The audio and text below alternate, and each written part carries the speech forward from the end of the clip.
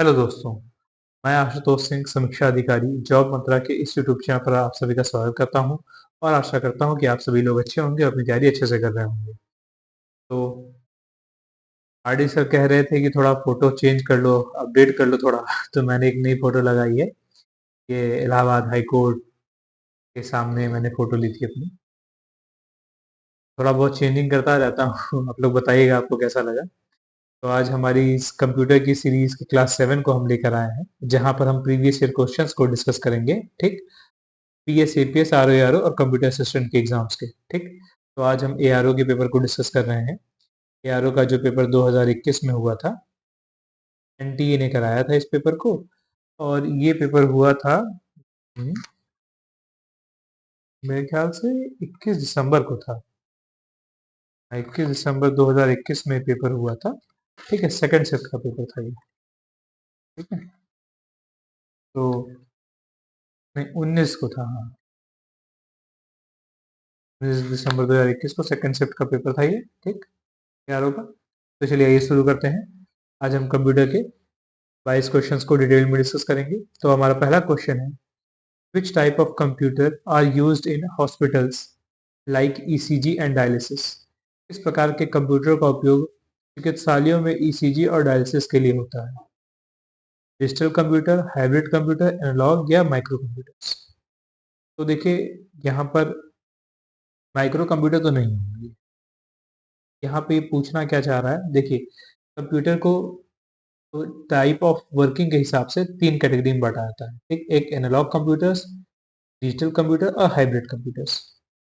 Analogue computers ये होते हैं जो एनालॉग में सिग्नल्स को नापते हैं। जैसे आपकी बाइक्स में जो स्पीडोमीटर लगा होता है, ये एनालॉग होता है। जैसे जैसे स्पीड बढ़ाते हैं ऊपर जाता है, नीचे आता है। ये एग्जैक्ट डाटा नहीं देता आपको, अप्रोक्सीमेट डाटा देता है और लगातार डाटा कंटिन्यूस चेंज होता रहता है और बताता रहता है। तो मतलब एनालॉग सिग्नल्स का यूज होता है यहाँ पर। जो थर्मामीटर होता है, ठीक, वो भी एनालॉग कंप्यूटर का एग्जाम्पल होता है। और जितने भी मेजरिंग डिवाइसेस होते हैं ना, जिनमें ऐसे प्रेशर नापने वाले लगे होते हैं, आपकी जो बाइक का प्रेशर नापते हैं, तभी क्या है, एनालॉग कंप्यूटर्स के एग्जाम्पल है। वो एनालॉग डिवाइस है। अब डिजिटल डिवाइस क्या है, तो आप लोग जानते ही होंगे। आपका लैपटॉप हुआ, कंप्यूटर सिस्टम हुआ, मोबाइल हुई, ये सब क्या है, डिजिटल डिवाइसेस है। ठीक, फिर तीसरी कैटेगरी आती है हाइब्रिड। हाइब्रिड जो होती है वो इन दोनों का मिक्सचर होती है। मतलब एनालॉग सिग्नल्स को भी आप यूज कीजिए और डिजिटल टेक्नोलॉजी को यूज कीजिए, तो उसे कहते हैं हाइब्रिड। देखिए, जो ये हॉस्पिटल है ना, हॉस्पिटल्स में इसे कहते हैं ईसीजी, इलेक्ट्रोकार्डियोग्राम। ये हार्ट बीट जो होता है, हार्ट की जो स्टार्ट कंडीशन होती है उसको जानने के लिए यूज होती है ईसीजी। तो ये देखिए, ये एक डिजिटल मशीन लगी होती है, लेकिन जो ये सेंसर्स जाके ये पेशेंट के चेस्ट पे लगे होते हैं ना, ये कैसे होते हैं, एनालॉग सिग्नल्स को मेजर करते हैं। ठीक, यहाँ पे क्या हो रहा है कि डिजिटल और एनालॉग दोनों का मिक्सचर हो रहा है, इसीलिए हाइब्रिड मशीन का एग्जांपल हो जाती है। फिर उसी प्रकार से ये क्या हो रहा है, यहाँ हीमोडायलिसिस हो रहा है। मतलब ये मशीन लगी हुई है, पेशेंट को जो खराब ब्लड है उसे खींचती है, साफ करके उसे साफ ब्लड प्रोवाइड करती है। ठीक, जब आदमी की किडनी खराब हो जाती है तो उसका डायलिसिस होता है, आपने सुना ही होगा। तो यहाँ पर देखिए, ये डिजिटल फ्रेमवर्क होता है। ठीक है, लेकिन जो यहाँ पर मोटर यूज होती है, ये मैकेनिकल इंस्ट्रूमेंट होता है जो ब्लड को भेजती है और लाती है।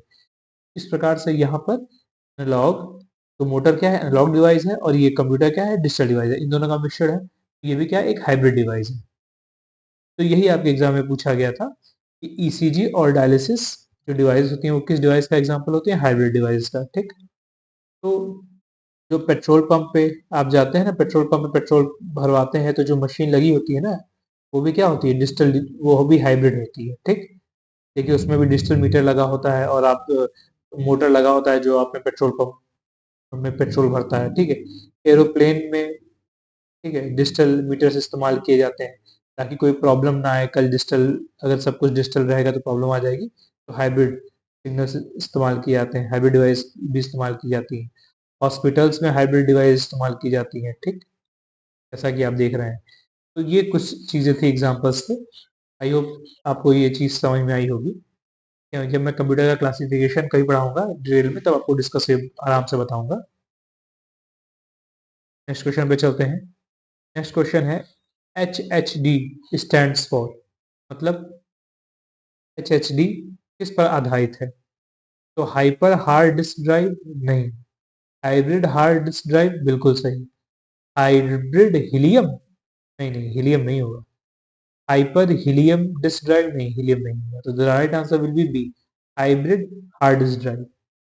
देखिए दो तरह की हार्ड ड्राइव होती है, एक को HDD कहते हैं, मीन्स हार्ड डिस्क ड्राइव, जो कि जनरली कंप्यूटर्स में यूज होती है, जिनकी स्टोरेज कैपेसिटी बहुत ज़्यादा होती है, 1 टेराबाइट होती है, 2 टेराबाइट होती है, 5 टेराबाइट होती है, मतलब स्टोरेज कैपेसिटी ज़्यादा होती है, बट स्पीड इनकी क्या होती है, कम होती है, जो इस ट्रांसफरिंग स्पीड होती है डाटा की। तो वहीं SSD ये एप्पल के प्रोडक्ट में यूज होती है, जो मैक ओएस आते हैं उनमें यूज होती है। तो यहाँ पे स्टोरेज बड़ा कम होता है, 125 GB आपको देंगे, 250 GB देंगे, जो आईफोन जो एप्पल के लैपटॉप होते हैं ना उनमें स्टोरेज बड़ा कम होता है, लेकिन इनकी स्पीड बहुत ज़्यादा होती है। तो दो तरह के हार्ड ड्राइव होती है, HDD और एक SSD। बाद में क्या किया गया, इन दोनों को मिला दिया गया, मतलब इन दोनों को हाइब्रिड करके नई ड्राइव अब मार्केट में आती है, जिन्हें HHDD कहते हैं, मतलब hyper hard disk drive, hybrid hard disk drive, जिसमें दोनों के गुण होते हैं, मतलब कैपेसिटी भी ज्यादा हो, स्पीड भी ज्यादा हो, ठीक।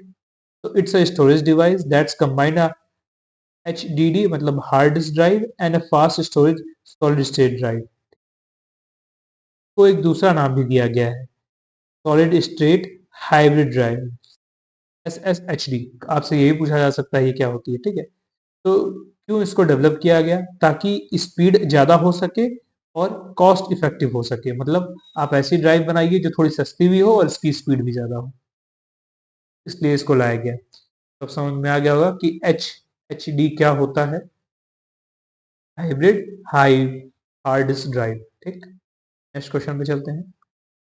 ओके, ये थोड़ा सा प्रॉपरली अरेंज नहीं है, इसके लिए थोड़ा सा, एक्चुअली मैं एक बार रिकॉर्डिंग कर चुका हूँ, बट माइक ऑफ हो गया था गलती से, डिस्चार्ज हो गया था, बंद हो गया था, पता नहीं चला, मैंने पूरी रिकॉर्डिंग कर ली, के बाद मैंने देखा तो फिर से लॉस हो गया, फिर मैंने फिर से रिकॉर्डिंग कर रहा हूँ आपके लिए क्लास। आई होप आप इसे अप्रिशिएट करेंगे, कमेंट बॉक्स में अपना प्यार और सहयोग जरूर बनाए रखिएगा, तभी हम इस तरह के कंटेंट्स बना पाते हैं, काफ़ी मेहनत लगती है इसके लिए। तो चलिए क्वेश्चन पे चलते हैं, which of the following is to connect different external devices, निम्नलिखित में से क्या विविध डिवाइस या यंत्रों को संबंधित करने के लिए प्रयोग होता है, एड्रेस बस, डाटा बस, कंट्रोल बस या एक्सटर्नल बस। ये अलग अलग तरीके के बसेस कंप्यूटर में यूज होती हैं, ठीक है। तो यहाँ पे सही आंसर होगा एक्सटर्नल बस। एक्सटर्नल बस का इस्तेमाल कंप्यूटर में जितनी भी एक्सटर्नल डिवाइस होती है उनको कनेक्ट करने के लिए होता है, ठीक। देखिए मैं दिखाना चाहता हूँ आपको, ये कंप्यूटर है, ठीक, ये सीपीयू है। सीपीयू में बहुत सारे इंटरनल कंपोनेंट्स लगे होते हैं, जैसे ऑप्टिकल ड्राइव है जो आपकी सीडी पढ़ता है, ठीक, हार्ड ड्राइव है, ठीक, ये रैम है, प्रोसेसर है, मदरबोर्ड होता है, पावर सप्लाई होती है, सिस्टम का फैन होता है, फ्लॉपी होती है, ठीक। ये सभी सीपीयू में लगे होते हैं, ये सब एक अलग अलग वायर से कनेक्टेड होते हैं, लेकिन इन सभी वायरों को जो संग्रह होता है, जो मिला जुला कनेक्शन होता है, उसे कहते हैं क्या, उसे कहते हैं इंटरनल बस, ठीक, उसे क्या कहते हैं, इंटरनल बस। वहीं पर जब कंप्यूटर के जो एक्सटर्नल जो कंपोनेंट्स होते हैं, वो जिस नेटवर्क से जुड़े होते हैं उसे कहते हैं एक्सटर्नल बस। जैसे ये देखिए, ये सीपीयू है, सीपीयू प्रिंटर से जुड़ा है, स्कैनर से जुड़ा हुआ है, वही सीपीयू कैमरे से भी जुड़ा हुआ है, माउस से, कीबोर्ड से, स्पीकर से, मॉनिटर से, और ये सभी क्या है, ये सभी क्या है, सीपीयू के एक्सटर्नल डिवाइसेस हैं, ठीक। तो ये सभी जिस बस से जुड़े होते हैं सीपीयू से, उसे क्या कहते हैं, एक्सटर्नल बस कहते हैं, ठीक। ये पूछ रहा है, तो आपके जो क्वेश्चन में है उसमें ये पूछा जा रहा है कि एक्सटर्नल डिवाइसेस सीपीयू से किसके थ्रू जुड़ी होती है, एक्सटर्नल बस के थ्रू जुड़ी होती है, ठीक। और इंटरनल डिवाइस किसके थ्रू जुड़ी होती है, इंटरनल बस के थ्रू जुड़ी होती है, ठीक। बड़ा सीधा नाम है, इंटरनल डिवाइस इंटरनल बस के थ्रू, एक्सटर्नल डिवाइस एक्सटर्नल बस के थ्रू, ठीक। चलिए आई होप आपको ये बात समझ में आई होगी, तो इसका सही आंसर क्या होगा, डी। नेक्स्ट क्वेश्चन पे चलते हैं। Convert the decimal number 35 into a binary number. Decimal number 35 को बाइनरी संख्या में बदलिए। तो मतलब ये कह रहा है ये डेसिमल नंबर है, इसका बेस क्या है 10, तो बाइनरी में बदलिए। यहाँ पे संख्या आपको बतानी है x, इसका बेस क्या है। तो अगर कभी भी ऐसा होता है कि बदलना पड़ता है आपको डेसिमल को बाइनरी में, ऑक्टल में या हेक्साडेसिमल में, तो कभी भी कहते हैं तो जो बेस होता है ना, तो क्या करते हैं आप जो मूल संख्या होती है उसमें डिवाइड करते हैं। तो 2 है, देखिए से डिवाइड करते हैं, ये 35 है, तो 2 से 35 कितनी आ जाएगा 17, 17 दूनी 34, किस बार में जाएगा, मतलब 17 दूनी 34, तो मतलब क्या बचेगा, एक बचेगा, एक यहाँ पे लिख लीजिए। फिर 2 से करिए, 2 से डिवाइड करेंगे कितने, 2 अट्ठे 16, 8 बार में जाएगा, कितना बचेगा, एक शेष बचेगा। फिर 2 से करेंगे, 2 चौको 8, कितना शेष बचेगा, 0। फिर 2 से करेंगे, 2 दूनी 4, कितना शेष बचेगा, 0। फिर 2 से करेंगे, ठीक, 2 से 2 एकम 2, फिर कितना शेष बचेगा, 0। ऐसे होता है, ठीक, आपने कर लिया। तो ये नीचे से लेते हुए ऊपर तक सबको एकदम सेट कर लिए क्रोनोलॉजी में। सबसे नीचे होगा 1, फिर 3 बार 0, फिर 1 1, ये हो गया आपका बाइनरी डिजिट, यही आपका आंसर होगा। राइट आंसर क्या होगा, ए। इस तरह से कन्वर्ट करते हैं। इससे पहले मैं आपको कई बाइनरी डिजिट्स को डेसिमल में कन्वर्ट कर जा चुका हूँ। ये पहला क्वेश्चन है जहाँ पे एक डेसिमल को बाइनरी में कन्वर्ट कराया गया है। आपको क्वेश्चन समझ में आया होगा। नेक्स्ट क्वेश्चन है, बहुत ही अच्छा क्वेश्चन है कि a collection of 8 binary digits, zeros and ones in a string format is known as। String format का संग्रह 8 बाइनरी डिजिट 0 और 1 होता है, वह कहलाता है एक बिट, बाइट, किलोबाइट या हेक्साडेसिमल नंबर। आपको बता चुका हूँ कि डाटा स्टोरेज की सबसे जो स्मॉलेस्ट यूनिट होती है वो होती है बिट। 4 बिट मिलते हैं तो एक निबल बनता है, और 8 बिट मिलते हैं तो एक बाइट बनता है। इसी तरह आगे ये सीरीज चलती जाती है, किलोबाइट में, मेगाबाइट, गीगाबाइट, टेराबाइट, पेटाबाइट। ये आपको पहले भी कई बार बता चुका हूँ। यहाँ पे पूछा गया क्या है, 8 बाइनरी डिजिट्स मिल जाती हैं 0 और 1 की एक स्ट्रिंग फॉर्मेट में, तो उसे क्या कहते हैं। तो यही देखिए 8 बिट्स मिल रही हैं तो उसे क्या कहते हैं, एक बाइट्स कहते हैं। मतलब क्या है, मान लीजिए 0 1 0 1 0 1 0 1, ऐसे 8 मिलती है ना, इन्हें क्या कहते हैं, 8 बिट्स मिल जाते हैं तो इन्हें एक बाइट कहते हैं। ये कुछ भी हो सकता है, 1 0 0 1 0 1 या 1 0 कैसा भी, लेकिन 8 ही बिट्स होते हैं ना, तो इन्हें क्या कहते हैं, आप बाइट्स कहते हैं। यही पूछा गया है, तो राइट आंसर क्या होगा, बी। यही पूछा गया कि एक स्ट्रिंग फॉर्मेट में अगर 8 बाइनरी डिजिट्स मिल जाए तो उन्हें क्या कहेंगे, आप बाइट कहेंगे। नेक्स्ट क्वेश्चन पे चलते हैं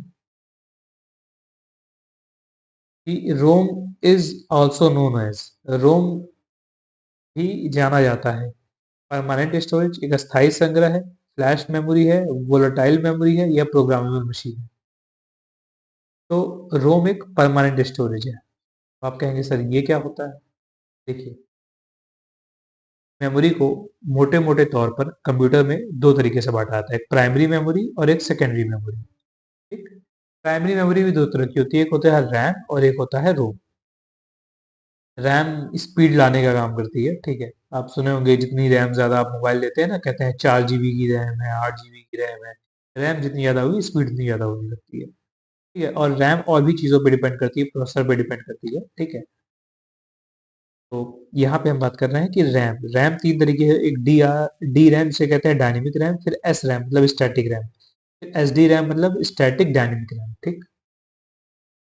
रोम, रोम पांच तरीके की होती है। एक होता है एम रोम मतलब मास्क रोम, ई रोम मतलब प्रोग्रामेबल रोम, ईपी रोम मतलब इरेजेबल प्रोग्रामेबल रोम, ईईपी रोम मतलब इलेक्ट्रिकली इरेजेबल प्रोग्रामेबल रोम, फिर होता है फ्लैश मेमोरी।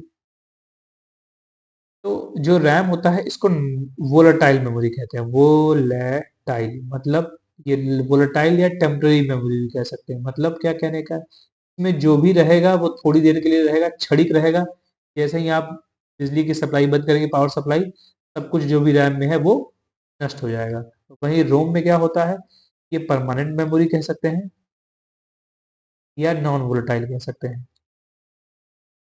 इसका मतलब क्या है कि आप बिजली की सप्लाई दीजिए चाहे ना दीजिए, जिसमें जो भी कंटेंट है, जो भी डाटा है, वो वैसा ऐसा का वैसा बना रहेगा, फिर कुछ नहीं होगा। सेकेंडरी जो स्टोरेज होते हैं वो भी परमानेंट और नॉन वोलेटाइल होते हैं। ठीक, सेकेंडरी स्टोरेज का मतलब क्या है? मतलब हार्ड ड्राइव जो होती है, सॉलिड स्टेट ड्राइव होती है, या ऑप्टिकल डिस्क मतलब सीडी जो होती है। फ्लैश ड्राइव का मतलब होता है आपकी जो पेन ड्राइव होती है।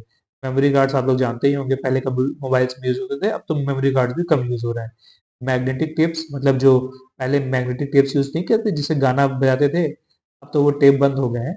ठीक है, इसे मैग्नेटिक टेप कहता है। ये भी क्या होती है? सेकेंडरी स्टोरेज होती है। और एक होता है नैस। तो यहाँ पे यही भी पूछा है कि रोम क्या है? रोम एक परमानेंट स्टोरेज है, वोलाटाइल मेमोरी नहीं है, ना प्रोग्रामेबल है, फ्लैश मेमोरी है। ठीक, नेक्स्ट क्वेश्चन पे चलते हैं। What is the full form of UPI? UPI का पूर्ण रूप क्या है? तो ये तो हर बच्चे को जुबान पे रटा होना चाहिए कि यूपीआई का फुल फॉर्म होता है unified payment interface. The right option will be D.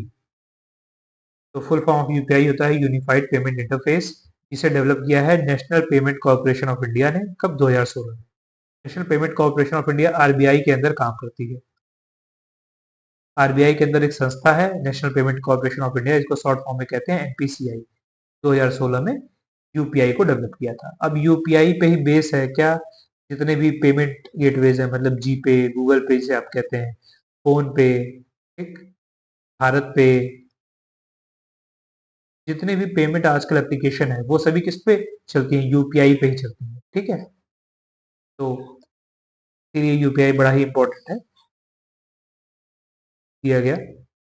अब नेक्स्ट क्वेश्चन पे चलते हैं कि the main function of NOT gate is to. तो मैं देखिए थोड़ा सा एक बार पढ़ा चुका हूँ ना, इसीलिए थोड़ा सा फिगर्स पहले से ही थोड़ा सा इनलार्ज है। वैसे तो फिगर्स में थोड़ा छोटे रखता हूँ, बाद में उन्हें इनलार्ज करता हूँ। तो ये पूछ रहा है कि the main function of NOT gate is to. NOT gate का प्रमुख कार्य है। तो देखिए, ये लॉजिकल गेट्स होते हैं। एक होता है एंड, और, नॉट, एंड, नॉर, जोर। ये सभी लॉजिकल गेट्स के ग्राफिकल रिप्रेजेंटेशन है, और ये उनके क्या है? फॉर्मूलेज हैं। और ये उन्हीं से उनकी बनती है ट्रुथ टेबल। आपको केवल सिंबल्स याद रखने होते हैं और फॉर्मूलेज याद रखने होते हैं। ठीक, तो नॉट गेट का फॉर्मूला कुछ ये है, और इसकी फॉर्मूला ये है। नॉट गेट में क्या होता है? ये फॉर्मूला एफ इजिकल टू ए, फिर ये क्या है? इन्वर्जन का साइन है। मतलब तो कुछ ऐसे दिखाते हैं, F equal to A dash A dash, यहाँ कॉमा भी दिखाते हैं। इसका मतलब ये होता है कि जो भी आप इनपुट देंगे ए पे, उसका यहाँ पे उल्टा हो जाएगा, आउटपुट में इन्वर्जन हो जाएगा। अगर आप जीरो देंगे तो यहाँ पे वन आउटपुट आएगा, अगर वन देंगे तो आउटपुट जीरो आएगा। और इसी से बनती है ट्रुथ टेबल। ठीक, आई होप ये चीज आपको समझ में आ गई होगी। पूछ क्या रहा था कि नॉट गेट का इस्तेमाल क्या होता है? सिग्नल्स को स्टॉप करने के लिए? नहीं, बिल्कुल नहीं। Invert input signal? हाँ, बिल्कुल सही, सिग्नल्स को इन्वर्ट करने के लिए। Act as a universal gate? नहीं।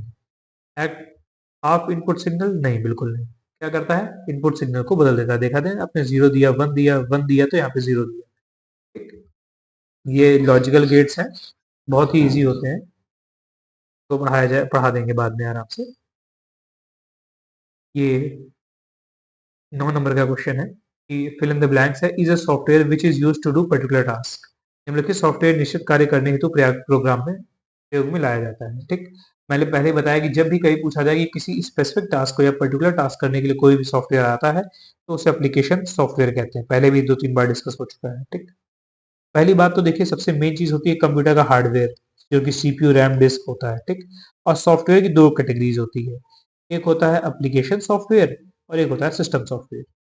सिस्टम सॉफ्टवेयर जो आप कंप्यूटर खरीदते हैं तो आपको साथ में मिलता है, मतलब आपको एक ऑपरेटिंग सिस्टम मिलता है और साथ में उसमें कुछ यूटिलिटीज मिलती हैं। ऑपरेटिंग सिस्टम जैसे विंडोज मिल गया, विंडोज आपको 10-11 मिल जाता है। यूटिलिटीज मतलब गेम्स, ट्रांसलेटर, और डिस्क मैनेजर, ये सब यूटिलिटीज पहले से प्री इंस्टॉल्ड होती हैं। ठीक, आपको कुछ करना नहीं है, आपको एक बना बनाया सिस्टम मिल गया, हार्डवेयर के साथ और सिस्टम सॉफ्टवेयर के साथ। अब आप क्या कर रहे हैं? किसी ऑफिस में काम कर रहे हैं, आप कह रहे हैं मुझे स्प्रेडशीट चाहिए, मुझे वर्ड प्रोसेसर पे काम है। ठीक, या आप किसी ऐसी डाटाबेस की कंपनी में काम कर रहे हैं कि आपको डाटाबेस पे काम करना है। आप वेब ब्राउज़र आपको कोई चाहिए, वेब ब्राउज़र पहले से मिलता है, लेकिन अब आप कह रहे हैं नहीं मुझे क्रोम ही चलाना है, ये बहुत अच्छा ब्राउज़र होता है। आप कह रहे हैं नहीं मुझे फायरफॉक्स चलाना है, ओपेरा ब्राउज़र चलाना है। सफारी चलाना है, ये सब मैंने ब्राउज़र के नाम बताया हुआ। तो ये सब क्या है कि आपको कोई पर्टिकुलर कोई गेम खेलना है, गेम्स में तो आप देख रहे हैं पबजी आता है, ठीक है? काउंटर स्ट्राइक आता है, नीड फॉर स्पीड आता है, एनएफएस जिसको कहते हैं, बहुत सारे गेम्स आते हैं।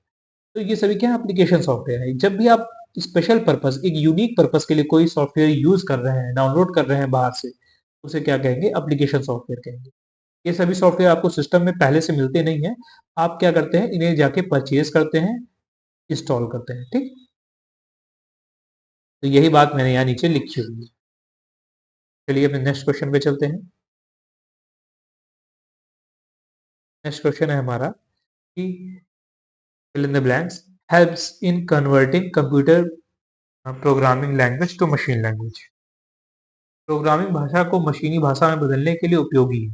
क्या उपयोगी है? Operating system, device drivers, compiler या लिंकर? सही आंसर होगा कंपाइलर। देखिए क्या होता है, मैंने इससे पहले ही बताया होगा।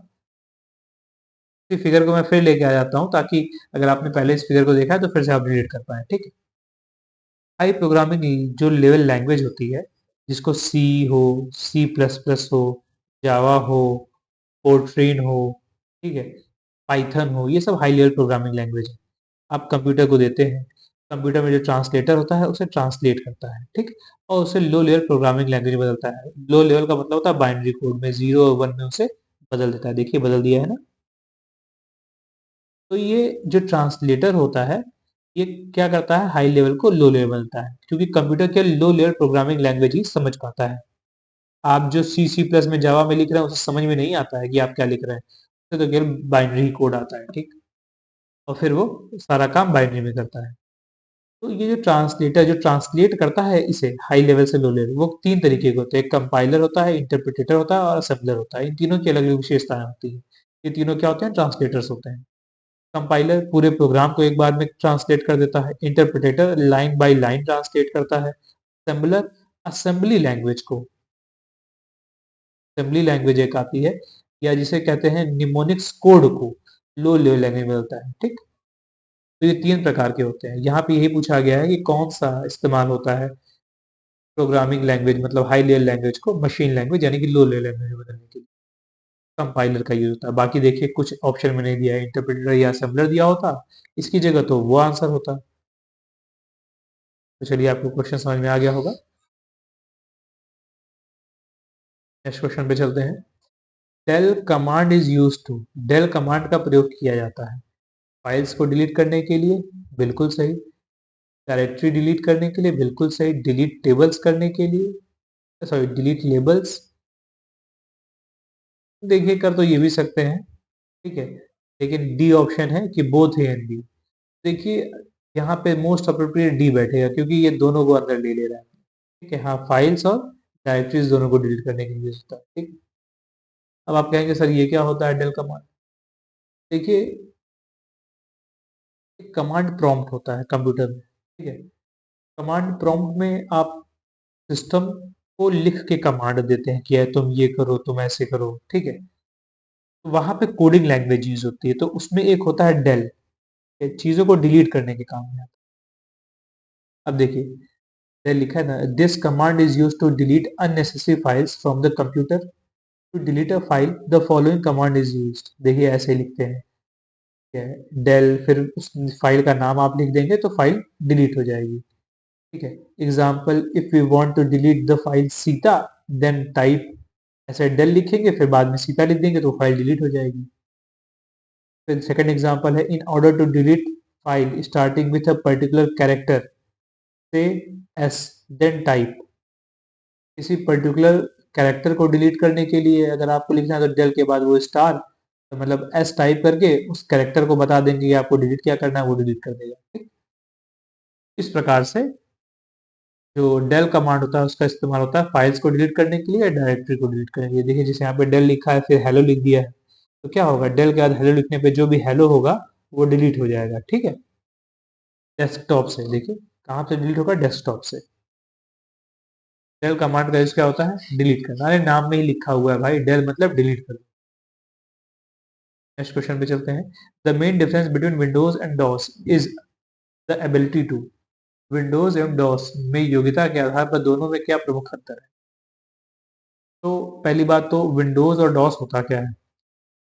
देखिए, तो नीचे का ये होता है विंडोज ऑपरेटिंग सिस्टम। ये तो आप लोग देख ही रहे होंगे, आजकल हर जगह विंडोज ही सिस्टम यूज होता है। ठीक है, ये शायद विंडोज 10 या 11 है। ठीक है, तब इंटरफेस कुछ इस तरह होता है। इसे कहते हैं graphical user, GUI, graphical user interface.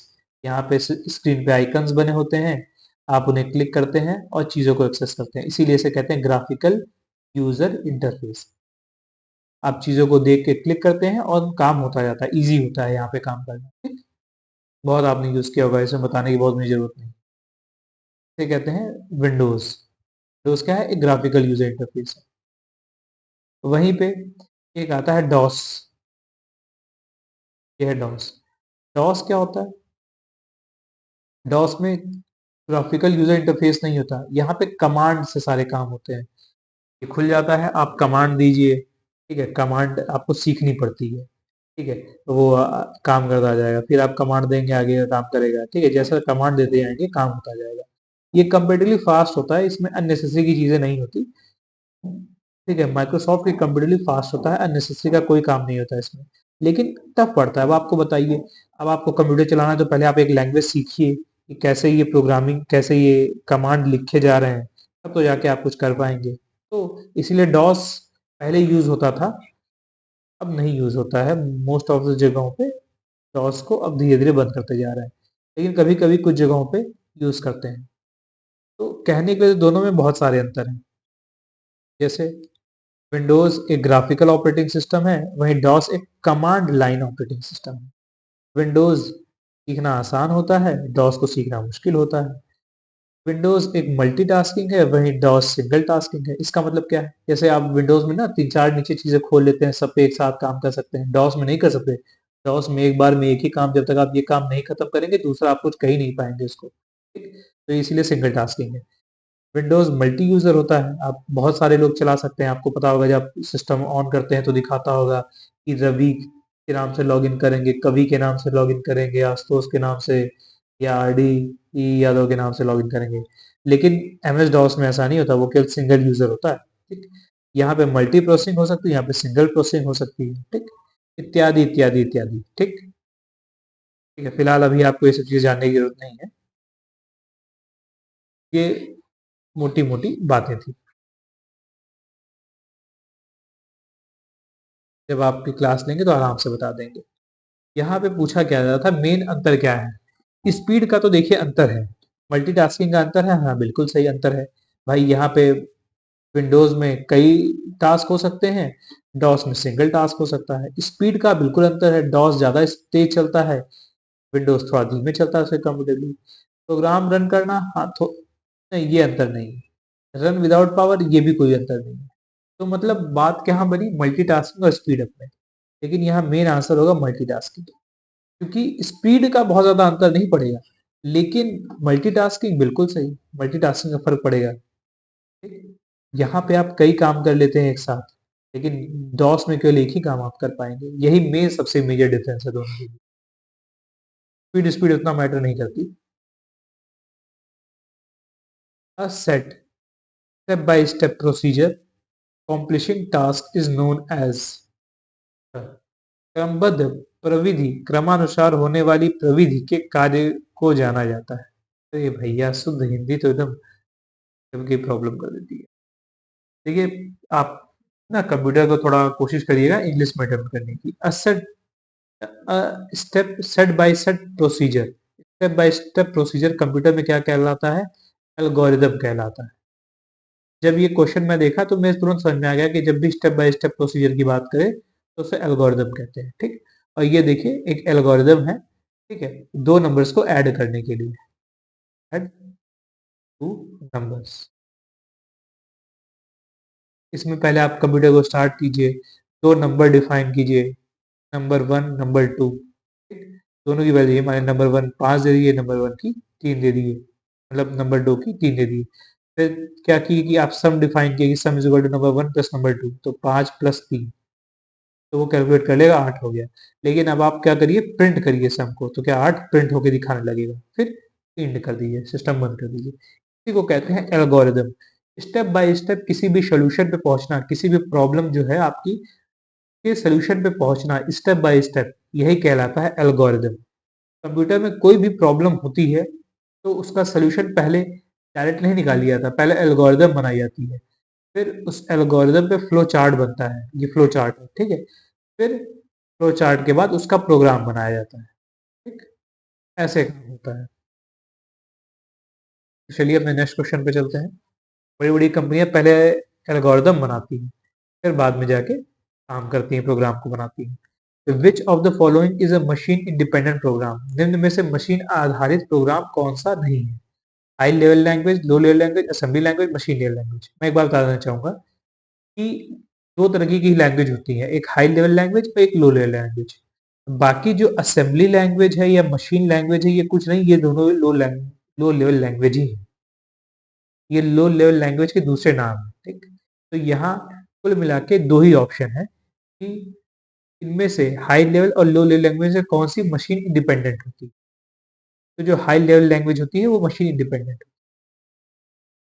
अब सब कहेंगे, आप कहेंगे ये सब क्या है। देखिए, दो तरीके के लैंग्वेज हैं, हाई लेवल और लो लेवल। हाई लेवल का मतलब होता है जैसे नीचे लिख दिया सी, सी प्लस प्लस, जावा, पाइथन, जो सीखते हैं आप, ठीक। लो लेवल का मतलब होता है जीरो और वन, बाइनरी जो कोड्स में लिखा होता है, बहुत टफ होता है, 0 1 1 0 1 0 0 1। तो जो हाई लेवल लैंग्वेज होती है ये प्रोग्रामर को फ्रेंडली होती है, हाँ प्रोग्रामर इसी को सीखता है। वही लो लेवल लैंग्वेज मशीन के लिए फ्रेंडली होती है। तो सही है, मशीन केवल लो लेवल लैंग्वेज ही समझ पाता है, हाई लेवल लैंग्वेज को समझ में नहीं आती है। लेकिन हाई लेवल को लो लेवल में कन्वर्ट कौन करता है? ट्रांसलेटर, अभी मैंने बताया है ऊपर। ट्रांसलेटर तीन तरीके होते हैं, कंपाइलर, इंटरप्रिटेटर और असेंबलर, ठीक। हाई लेवल लैंग्वेज जो होती है वो मेमोरी इफिशियंट होती है, वही low level language memory efficient, low language is high memory efficient. तो ये जो लो लैंग्वेज होती है ये और भी ज्यादा मेमोरी इफिशियंट होती है उसकी तुलना में, ठीक। हाँ, हाई लेवल लैंग्वेज समझना आसान होता है, वहीं लो लेवल लैंग्वेज को समझना मुश्किल होता है। इसमें प्रॉब्लम ढूंढना आसान होता है, सिंपल टू डिबग, यहाँ प्रॉब्लम ढूंढना मुश्किल होता है, कॉम्प्लेक्स टू डिबग। ये सिंपल होती है मेंटेन करने के लिए, बहुत कॉम्प्लेक्स होती है मेंटेन करना। ये पोर्टेबल होती है, ये नॉन पोर्टेबल होती है। ये किसी प्लेटफॉर्म पे रन कर जाती है, ये मशीन डिपेंडेंट होती है। देखिए यहाँ पे लिखा है ना, तो लो लेवल जो प्रोग्रामिंग लैंग्वेज होती है वो मशीन डिपेंडेंट होती है, वही high level programming language machine पे नहीं, प्लेटफॉर्म, किसी भी प्लेटफॉर्म पे रन कर जाती है। इसीलिए क्या होती है, इन्हें कहा था कि मशीन इंडिपेंडेंट है, यही बोला गया एग्जाम में। तो हाई लेवल प्रोग्रामिंग लैंग्वेज क्या होती है? मशीन से इंडिपेंडेंट होती है, कोई भी मशीन हो उस पे काम करेंगी। बस क्या होना चाहिए, एक ट्रांसलेटर होना चाहिए जो ट्रांसलेट कर दे। What are the control shift and alt keys known as? Control shift और ऑल्ट जो कुंजियां होती हैं क्या कहलाती हैं? अल्फा न्यूमेरिक, फंक्शन, एडजस्टमेंट या मॉडिफायर? तो सही आंसर होगा मॉडिफायर। देखिए, कीबोर्ड में जनरली 101 से 104 बटन पाई जाती हैं। अब ये एक फैक्ट बता दे रहा हूँ, आगे आपके एग्जाम में काम आएगा, ठीक। जनरली 101 से 104 बटन पाई जाती है। ये ऊपर जो होती है ये फंक्शन कीज होती हैं, F1 से F12 तक क्या होती हैं? फंक्शन कीज होती हैं,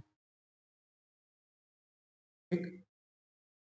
तो वहीं जो आल्ट बटन होती है ना, आल्ट बटन यहाँ होती है, एक आल्ट बटन ये है, एक आल्ट बटन ये है।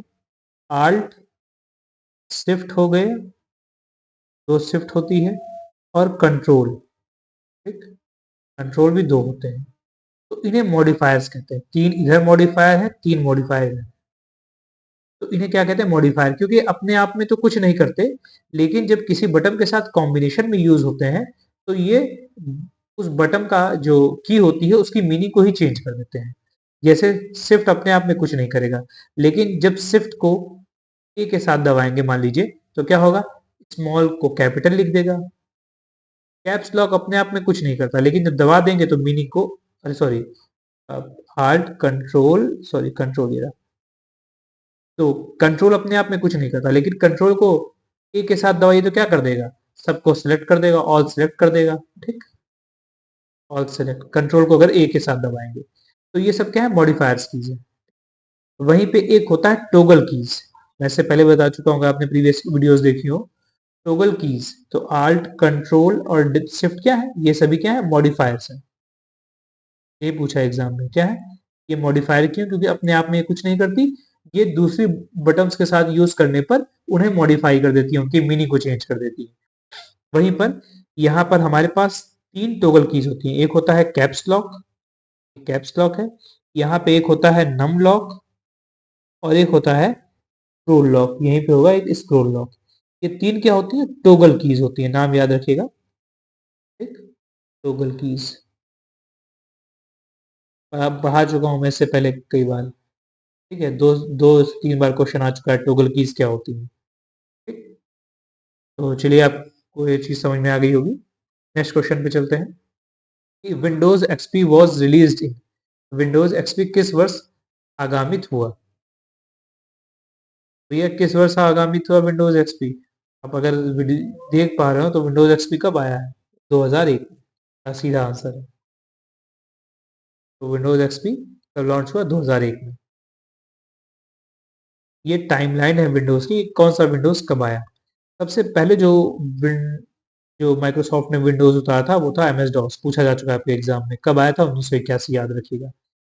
विंडोज 1 2 से क्वेश्चन, 3 से क्वेश्चन नहीं है। विंडोज एनटी पूछ लिया था, एनटी का मतलब क्या होता है, एनटी का मतलब होता है न्यू टेक्नोलॉजी, न्यू टेक्नोलॉजी, ठीक। फिर Windows 95, Windows 98, Windows 2000, Windows XP. XP क्यों पूछा, बाकी 2000 पूछा तो आप साल बता देते, 95 पूछा तो 1995 बता देते, 95 98 पूछता तो 1998 बता देते। एक्सपी का साल आपको याद रखना होगा, बड़ा इजी है, 2001। विंडोज 7 का याद रख लीजिएगा, 2009, क्योंकि ये दोनों बड़े इंपॉर्टेंट है। चलिए अपने नेक्स्ट क्वेश्चन पे चलते हैं। Scatter chart is also known as, scatter chart भी कहा जाता है। जब मैंने इस क्वेश्चन को देखा तो मुझे भी देखना पड़ गया स्कैटर चार्ट किसे कहते हैं, और जब मुझे पता चला मुझे काफी दुख हुआ कि ये बात तो मुझे पहले से पता थी, बस नाम से नहीं पता थी। जो एक्स वाई जो चार्ट होता है ना, उसी को स्कैटर चार्ट कहते हैं। आप कहेंगे एक्स वाई मतलब क्या कहने का, जब भी दो वेरिएबल्स हो उनके बीच जो चार्ट बनता है उसे स्कैटर चार्ट कहते हैं। ये एक्स एक्सिस हो गई, ये वाई एक्सिस हो गई। जैसे आपके पास दो वेरिएबल है, आप क्या कर रहे हैं, एक्स की वैल्यू कुछ रखते जा रहे हैं, वाई की वैल्यू आती जा रही है, और आप डॉट डॉट रखते जा रहे हैं, एक्स की वैल्यू ये रखे तो ये आई, वाई की वैल्यू ये रखे ये आई, ये रखे जाए। ऐसे करते करते आपने पूरा स्कैटर चार्ट, ये पूरा फैला हुआ चार्ट है। इससे क्या होता है कि आप दो वेरिएबल्स के बीच रिलेशन जानना चाहते हैं, इसी को कहते हैं स्कैटर चार्ट। और उस वेरिएबल उसके हिसाब से आप रिलेशन डिफाइन करते हैं। तो scatter plot use to determine whether or not two variables have a relationship or correlation. Scatter chart का इस्तेमाल होता है कि दो वेरिएबल्स के बीच कोई रिलेशन है या नहीं, ठीक। Scatter chart uses dot to represent values for two different numeric variables.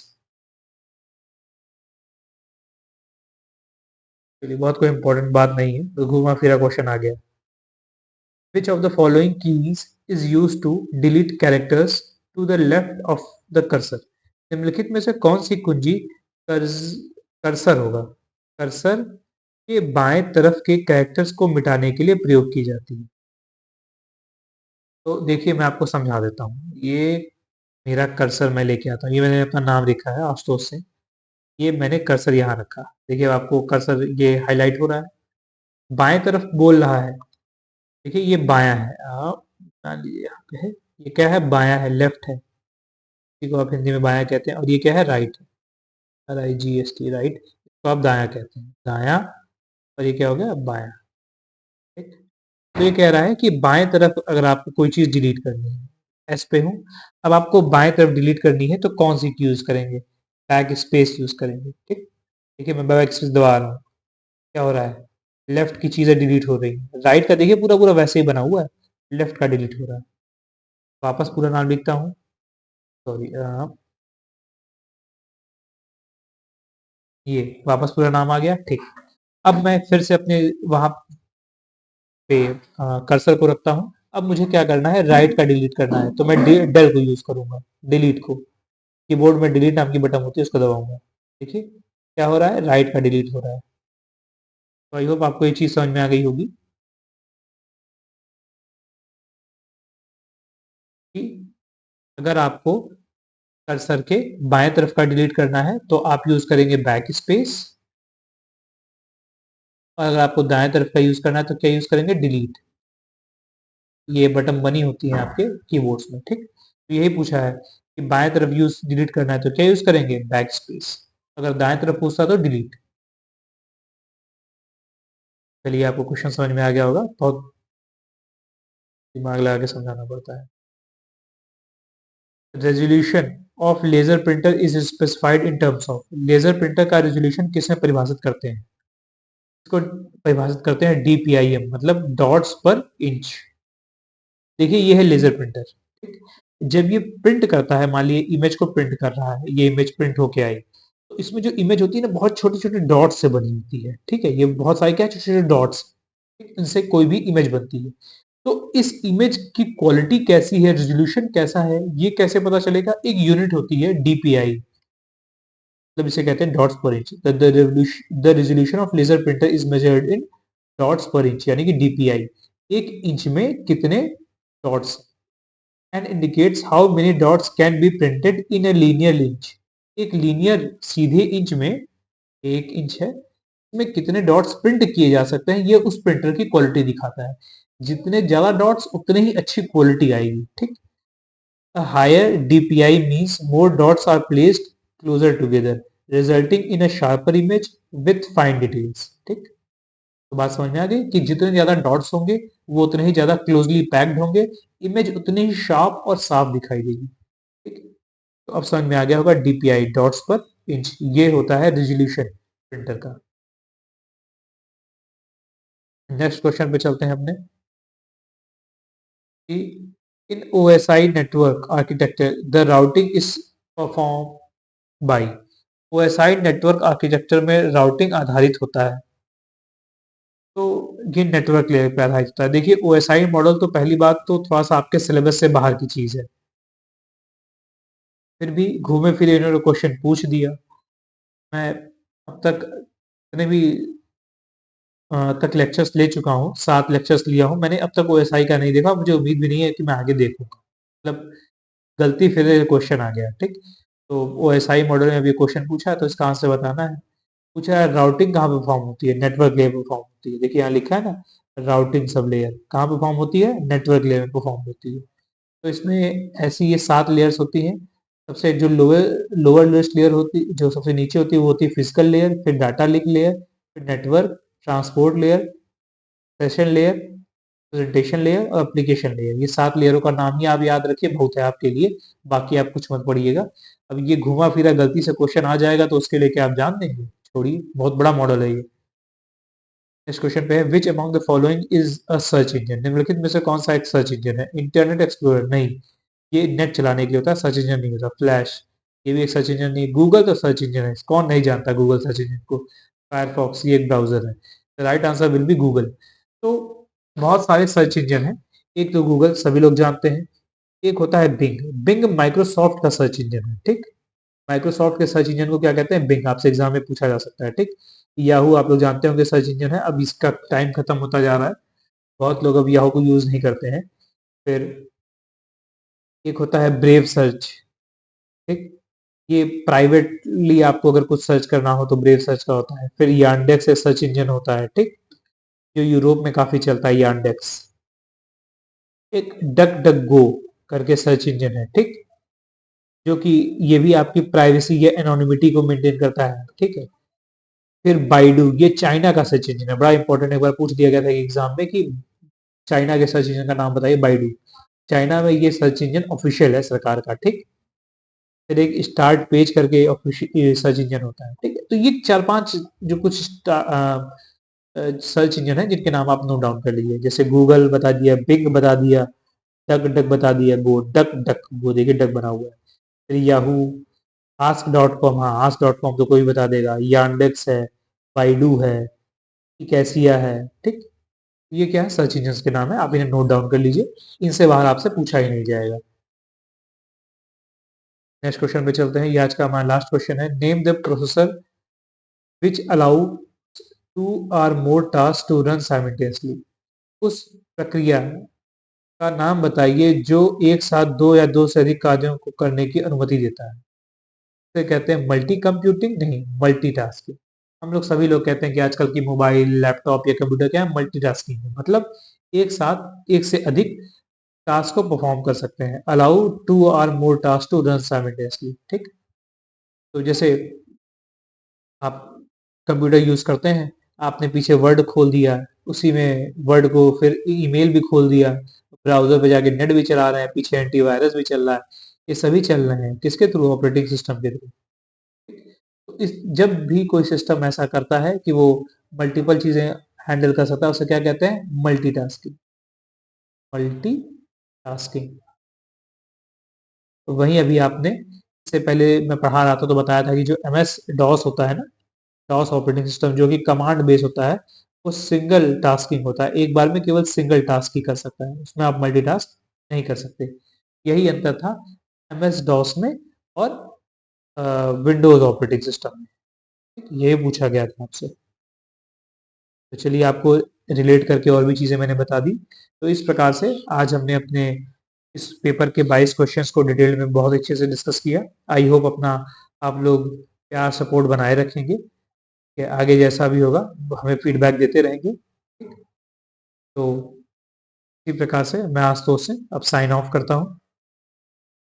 Thank you and have a nice day.